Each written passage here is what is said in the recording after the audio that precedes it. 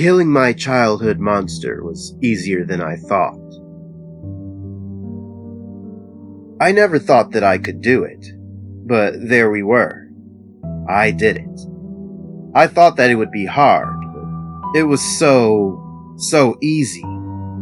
The idea of ending a man's life, with my own hands no less, gave me a great sense of anxiety before. The act of it, however, was so much more satisfying than I'd ever thought possible. Don't get me wrong. When I say that it was easy, I do not mean the literal action of taking his life. He put up quite a fight, as he was so much bigger than I was. He always was, after all, which made him so intimidating when I was a child. For so long, the pain he inflicted on me went unpunished, because I was scared. I was scared that if I told anyone, I wouldn't be believed. I was scared that if I attempted to defend myself, he would hurt me so much worse. It's funny.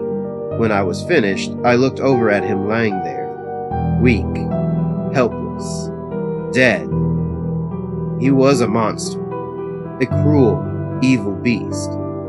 My only regret is that it took me so long to finally put him down. It sickens me to think about how many other children had to suffer because of my silence and inaction. I hate that it took the idea of him touching my boy to finally do something. The first time my boy came to me and told me about it, I knew who it was right away. I had always hoped that my own childhood trauma was all in my head, that I imagined it, but it had always been a reality.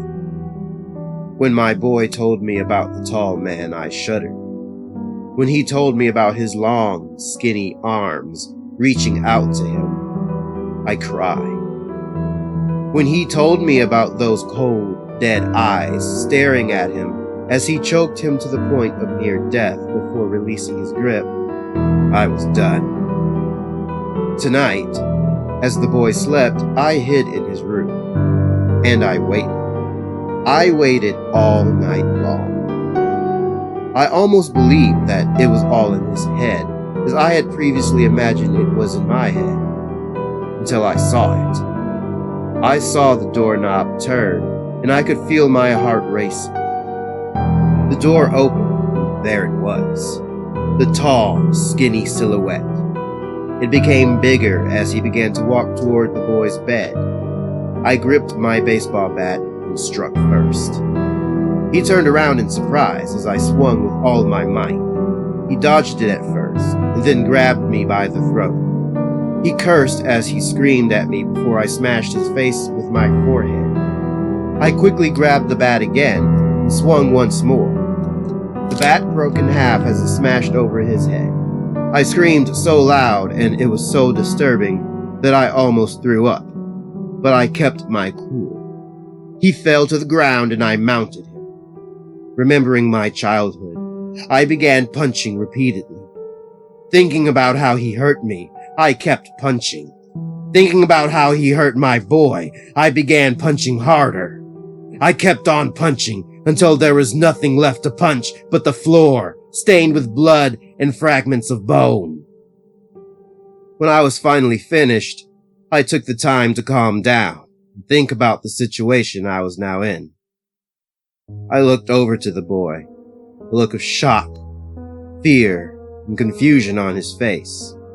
It was then that I remembered that he was not my son, but my patient. I then remembered that it wasn't my monster that was hurting him, but his own.